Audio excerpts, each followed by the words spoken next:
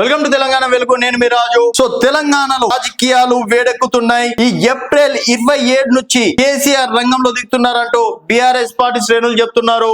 So ప్రభుత్వానికి దాదాపుగా 16 నెలల సమయం ఇచ్చినాం.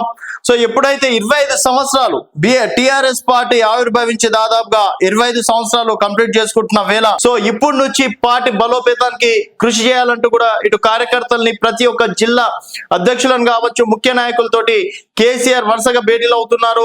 సో ఏప్రిల్ 27 తర్వాత బీఆర్ఎస్ పార్టీ పూర్తి స్థాయిలో గ్రౌండ్ లెవెల్లో ఉండాలి, సోషల్ మీడియాలో ఎక్కువగా ఉండాలి, అలాగే ప్రజల లోపల ఎక్కువ ఉండాలని చెప్పేసి కూడా కేసీఆర్ ఆదేశించినట్టు కూడా తెలుస్తుంది.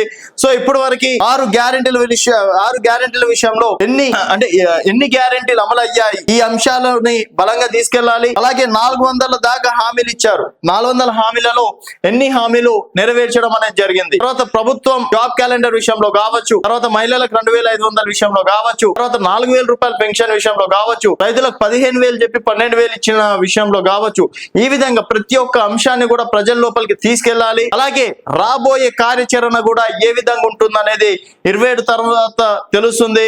అండ్ త్వరలో కేటీఆర్ మాత్రం ఇప్పటికే నేను పాదయాత్ర చేస్తా అని చెప్పేసి కూడా ప్రకటించడం అనేది జరిగింది వచ్చే సంవత్సరం. అలాగే కవిత ఇప్పటికీ బీసీ నినాదాన్ని కూడా ప్రజల లోపలికి బలంగా తీసుకెళ్లే ప్రయత్నం చేస్తున్నారు.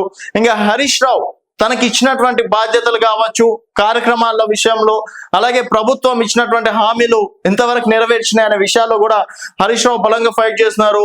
తర్వాత వీళ్ళందరూ ఒకసారి అయితే ఇప్పుడు కేసీఆర్ డైరెక్ట్ గా రంగంలో దిగబోతున్నారు. మరి 27 ప్లీనరీ సభలో ఏం నిర్ణయం తీసుకుంటారు, ఎలాంటి సెన్సేషనల్ నిర్ణయాలు తీసుకుంటారు అనేది వేచి చూడాల్సిన విషయం. అండ్ మొత్తానికి చూసుకున్నట్టయితే ప్రభుత్వం ఇచ్చినటువంటి హామీలు, అలాగే 10 సంవత్సరాలుగా బీఆర్ఎస్ పార్టీ ఏం చెయ్యలేదు. బీఆర్ఎస్ పార్టీ కేవలం అప్పులు మాత్రమే చేసింది. అప్పులు చేయడం వల్లనే కాంగ్రెస్ పార్టీకి సంక్షేమ పథకాల్లో అమలు చేయడంలో కొంతమేరకి లేట్ అవుతుందని చెప్పేసి కూడా చెప్పుకొస్తున్నారు. మరి 10 సంవత్సరాల్లో బీఆర్ఎస్ పార్టీ చేసినటువంటి అభివృద్ధి ఎంత, బీఆర్ఎస్ పార్టీ చేసినటువంటి నిజంగా 7 లక్షల కోట్లు అప్పులు చేసినందుకే కాంగ్రెస్ పార్టీకి ఇలాంటి పరిస్థితి ఏర్పడ్డదా అనేది మరిన్ని విషయాలు సభలో మాట్లాడే అవకాశాలు ఉంటాయని చెప్పేసి కూడా చెప్పుకోవచ్చు. దాదాపుగా 10 లక్షల మందితోటి వరంగల్ సభని విజయవంతం చేయాలని చెప్పేసి కూడా భావిస్తున్నారు.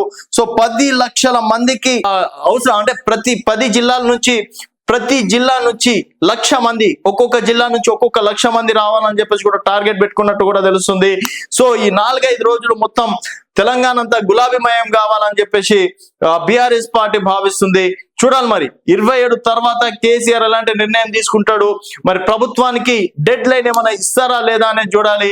మరి 27 తర్వాత కేసీఆర్ రంగంలో దిగితే ప్రభుత్వం ఎలాంటి పరిస్థితిలో ఉంటుంది అనేది మీ అభిప్రాయాల కింద కామెంట్ రూపంలో తెలియజేయండి. చూస్తూనే ఉండండి తెలంగాణ వెలుగు.